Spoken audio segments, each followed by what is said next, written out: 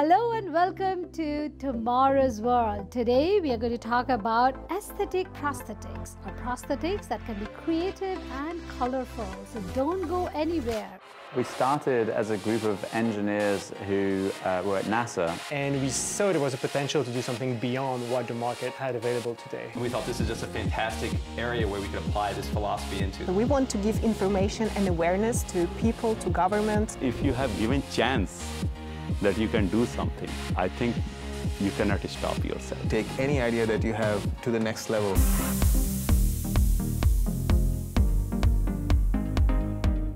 From wooden legs and arms to an electronic version of the same thing to give it an ability to move like human parts, prosthetics have come a long way. Today we'll talk to a company called Unique, who's even creating 3D covers of these prosthetics to make it look more colorful and creative.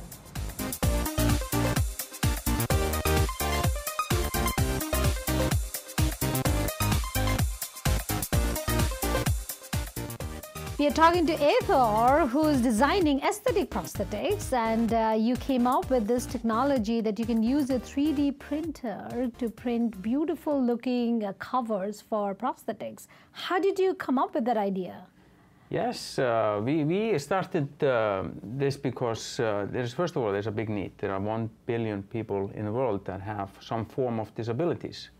And many of them, like amputees, they live with medical devices attached to them for the rest of their life. So obviously, it becomes pretty obvious when you look at them that there is still maybe something that we can do here. And if you look at prosthetic legs, I mean, we have actually one over here standing. I mean, they look pretty much like sticks. And to bring some kind of a form factor to that design and so on was something that we felt, me and my co-founder, who is an amputee, as the next natural step. Well, usually people would like to hide it, you know, it's under your pants or covered somewhere, but you know, these days people like to show off. It's the culture which is changing rapidly, that you don't want to hide any part of your body, no matter how it looks. Was that kind of a motivation for you to think about making it look pretty? Yeah, I think the point is really, it's personal to anybody. There are some people who like to hide it, and there are others who actually like to show it off, just like maybe your tattoo. So in a way, we are just giving the power into the hands of the patients that now more and more are actually, we call it the CEOs of their own health. And so this is just part of then their arsenal to choose from. Do I want something that I show off with, or do I want something that I don't even show off it, but it still looks beautiful? How do patients emotionally react to it when you tell them, hey, you can make it look better? I mean, they get very excited. I mean, when you can show them that they can actually have different types of colors, you can make it look like Iron Man look, like this one here, and you just pull it aside, and then you can even change the back color and then put on a different one. So these are things that amputees obviously get very excited about, because so far there was no choice. You just got whatever was handed over to you.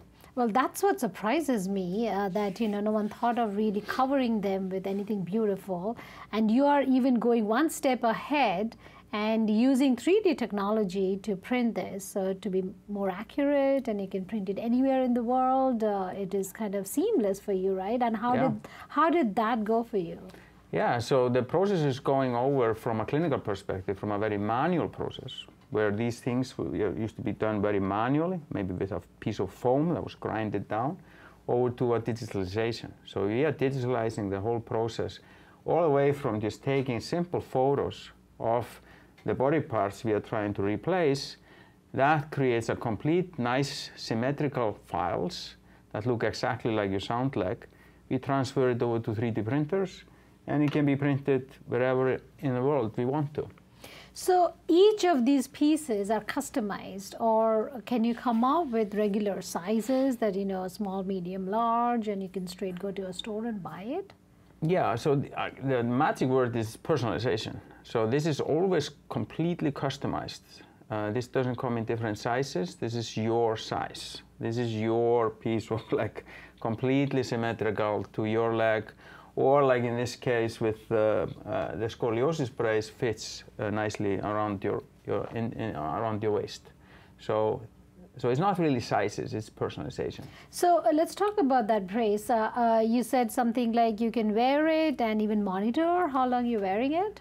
Yes, that's a product that we are just launching now, which we are very excited about. It's a scoliosis brace that helps teenagers to really contain a curve that you have in the back and keep it from getting worse and even lead to surgery.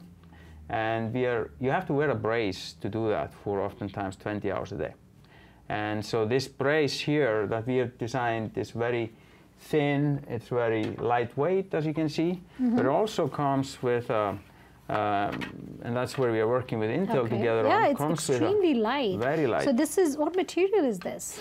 This is actually nylon material that you have here, and this is printed with specific laser printers that synthesizes basically powder together into this beautiful brace here. So this has pretty much replaced that huge, ugly-looking thing that teenagers would have to wear around them, right?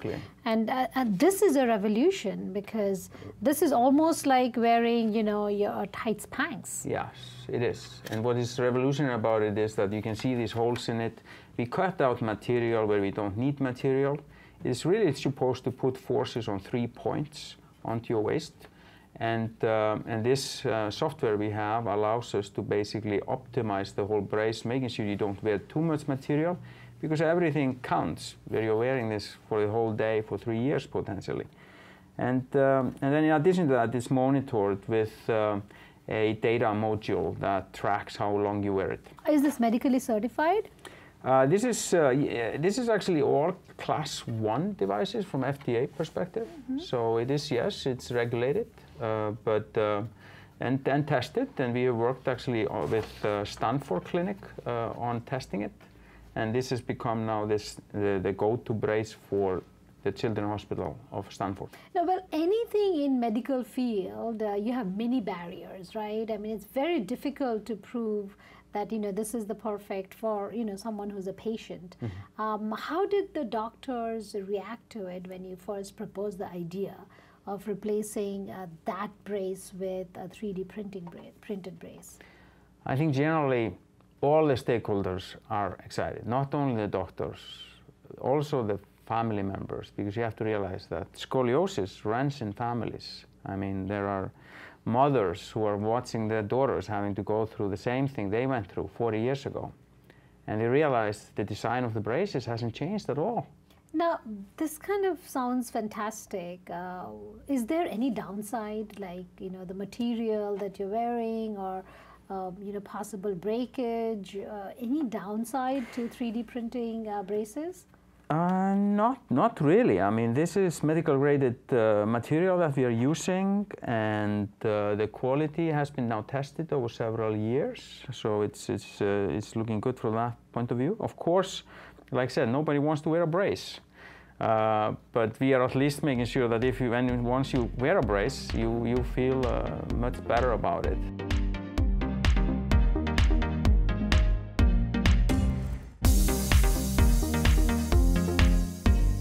So what all are you making? You're making the covers for the legs, and you're making those braces. What else is possible to make out of 3D printing, which you think you haven't done yet? There's a lot. The task is really big, because, especially with children, because many children have some physical issues that we need to deal with orthotics. And because children grow fast, and the challenge of customization is huge. So there are very few off-the-shelf orthotic devices for children that they can pick out in beautiful colors and so on. It's all customized, and it's hard to do when you do it manually. So pediatrics there's a lot Huge of products, different it. products that we expect that we will tackle. But then also for adults, I mean, you can imagine the prosthetic leg itself, all the way up to the socket here, are areas that are still very customized. So we have a big list. Yeah, you've started with the legs and you moved on to the brace. Tell me, what is the next product that you have in mind that you're coming up with? The next product is actually something we are working with the veterans on, with the military, in terms of helping amputees to get a better prosthetic, they call it actually sockets that go around your stump. These are today all customized, and so our intention is to come out with a 3D printed sockets, hopefully next year, end of next year. So is that why you were called to the White House? Not because of that particular project, but it was more because of what we have done for amputees that come back from the war, missing limbs. So we have actually given them a lot of these covers, and they are wearing those covers now beautifully. And so the White House took notice of that, and we were invited, very lucky and honored to be invited there to a fashion show that they did. And it was all about how we basically create a design that is more inclusive for special needs, that even can turn into big businesses, even for companies like Nike and so on. But it's about how can we pay more attention to disabled with design, just like we are doing here. With clever design, we can adjust our products too. That then even can lead to a big products that can be very exciting for others. You can imagine it's hard for disabled, for instance, just to tie knots on your shoe. And how can we come about coming up with better shoes that do that more for you intuitively? And so it's all about, the tagline was really designed for all. Yeah, I'm sure it was quite elating for them as well, because they got a chance, the limelight. Yeah. I mean, usually they don't feel good about exposing what is underneath their clothes, but this time they actually got to show it. Let's talk about your company, Unique. Unique is really unique. How did Unique come about? Yeah, Unique came about as a reaction to maybe the fact that in the last 40 years we have moved this industry forward a lot with design, but it's more something that is off the shelf and feels a little bit industrial and cold. So if you look at typical prosthetic legs today, like you have over there, it looks more like a stick. And it's not very exciting. And suddenly, you can imagine all of us, we need a little bit confidence boost, and you get that oftentimes from what you wear. And here we are giving that back to amputees and others that probably need a little bit more confidence boost than most, because it's hard to go through life when you have a disability. And my co-founder is an amputee himself, so that certainly helped as well to understand this need.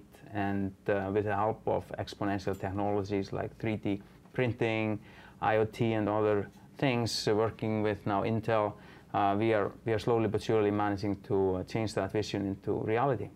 These look quite attractive. I mean, this, you can't even say that this is actually a prosthetic, right? What did you keep in mind designing this? I mean, you're printing it in a 3D printer, but while you were designing this, what did you keep in mind?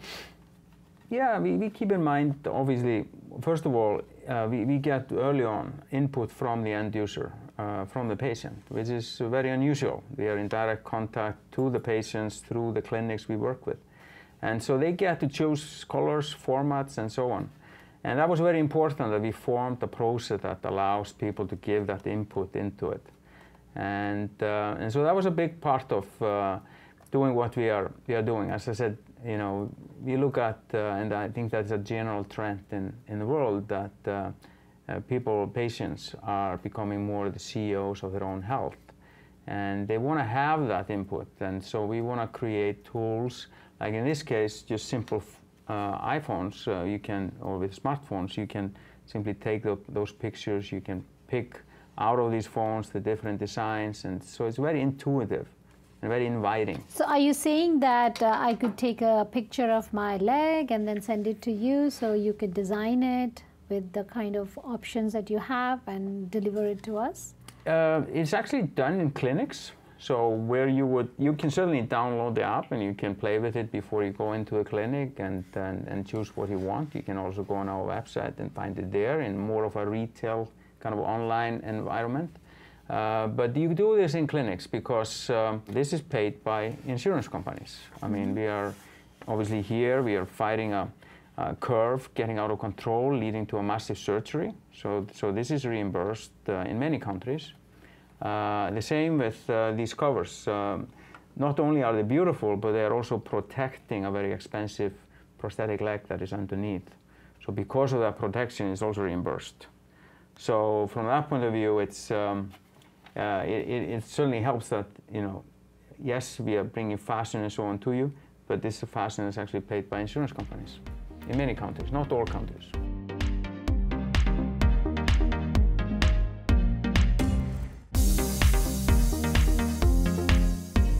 Now, where are you marketing them to? Are you touching the companies that make prosthetics, or are you going to the end user? Yeah, so we market, we try to inform the end users a lot, and they come into clinics then and ask for this, because in the clinics they help them to get the insurance taken care of, and they are experts in kind of taking the pictures and so on, what's needed. So we obviously will market also as well to clinics. Okay. We make sure that the clinics are educated on our products, so they are educated on the process and so on. And where are you manufacturing them? This is 3D printing. It could typically happen anywhere. Yes. So what's great about it? It can happen anywhere, and we are manufacturing currently in 2 places here in the U.S. and in Europe. And but literally, we could be in the future manufacturing this in clinics.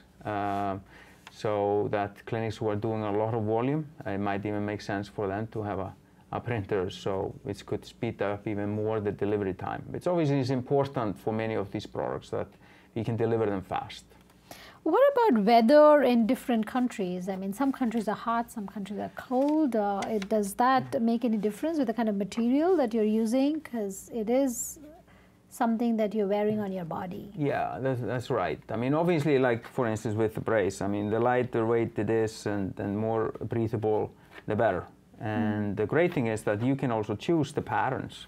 So you can make it more breathable in maybe countries where you want that, and vice versa. So again, it's personalization. But in terms of the materials themselves, I mean, they're pretty durable, whether it is in a cold environment or a hot environment. So it is weather resistant wherever it is. They are, and they're supposed to be. These are supposed to protect the legs. So from that point of view, it is. And none of the products we do currently are also touching the body directly. That's important. So all of them are either sitting on another prosthetic leg in this case, or this is usually worn over a t-shirt.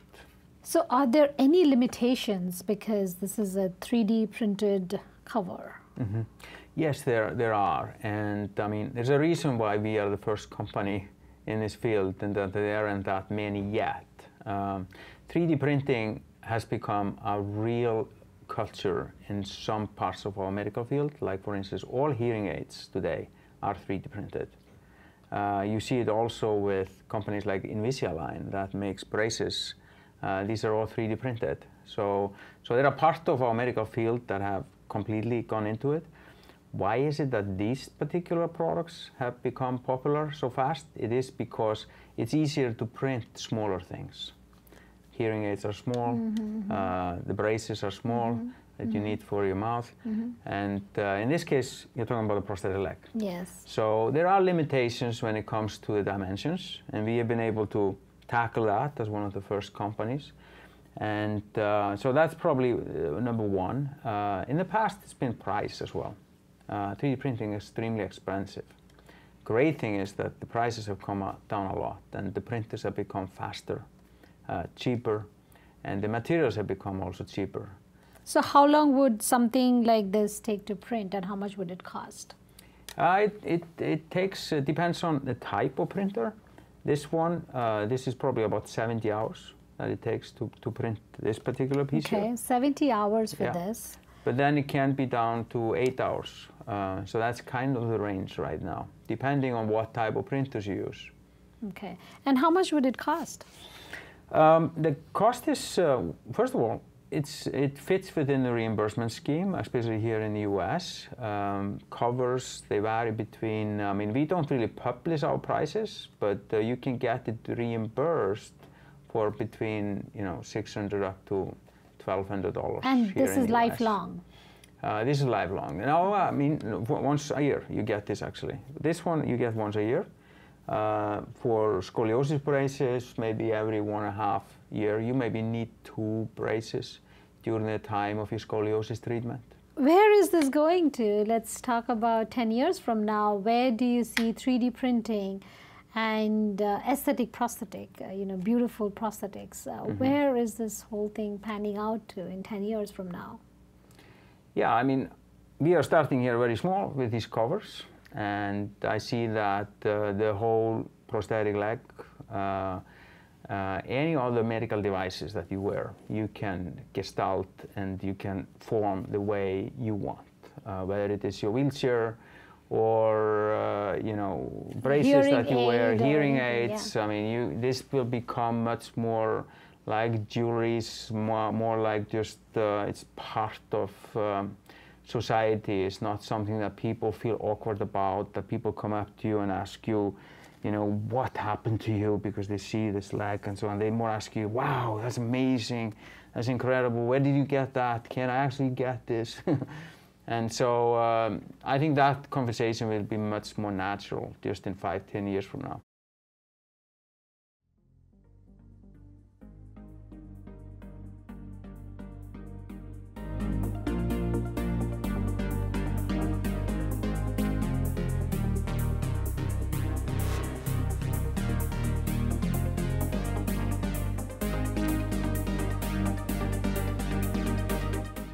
Well, 3D printers can do wonders and in a very fashionable way. Let's find out if Unique can live up to its expectations and change conversation point from disability to design.